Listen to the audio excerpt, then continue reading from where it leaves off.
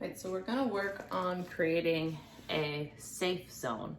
So a safe zone is basically just an area where you can do your active training sessions when you're working on any resource guarding protocol.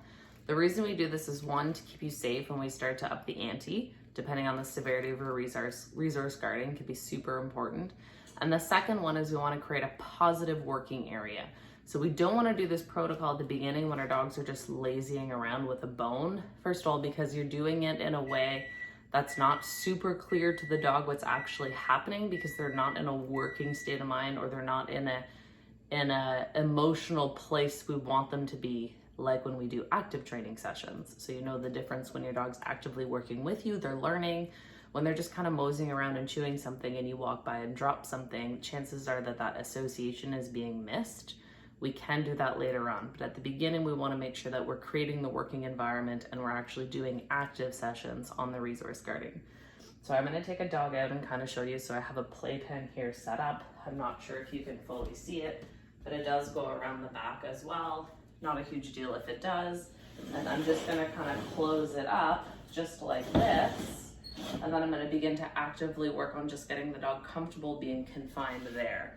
Because once the dog's comfortable being confined, then I'm gonna actually move to my resource guarding protocol where I throw something in there, I walk by, drop a couple pieces of food, walk away. And the state of mind has to be working. Remember, we're actively working here. So you might have to spend a couple sessions just conditioning the safe zone first. So I'm gonna take her out. And my husband is pulling into the laneway, so car's gonna go by. So you're just gonna throw some food into the zone, and you don't wanna kind of rush the dog through it. Like, don't throw them in and close the door. You want them to learn that being in here is where they're gonna work. And hey, you can even just put them in and do a couple active training sessions within the zone as well. So once you kind of have them comfortable, then you can close the door a little bit, which you can see she's like, I'm trapped.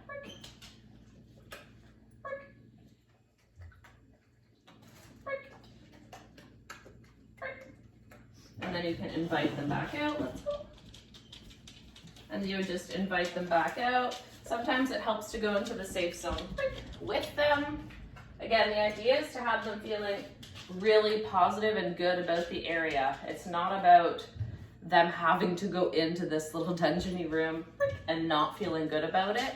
You want them to feel good about being in the area, because we're trying to change an emotional response in them to guarding. So the first place you need to do is start in an area where they're happy and comfortable working in order for them to learn a new behavior around resources.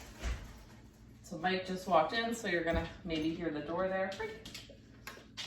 So you can see she's offering new behaviors in the area. So I'm just gonna close it. As I close, she gets a little bit unsure. So I'm just conditioning the area to be a positive working environment. Let's go.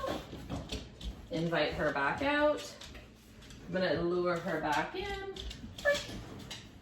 Close the door.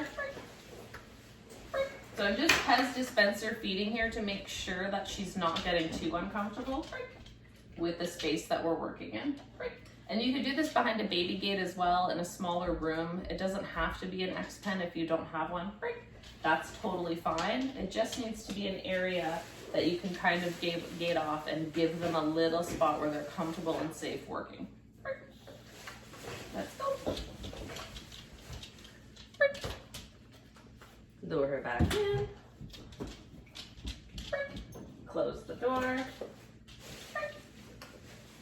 So this is how you would begin to condition your dog's safe zone to start working on your resource guarding protocol.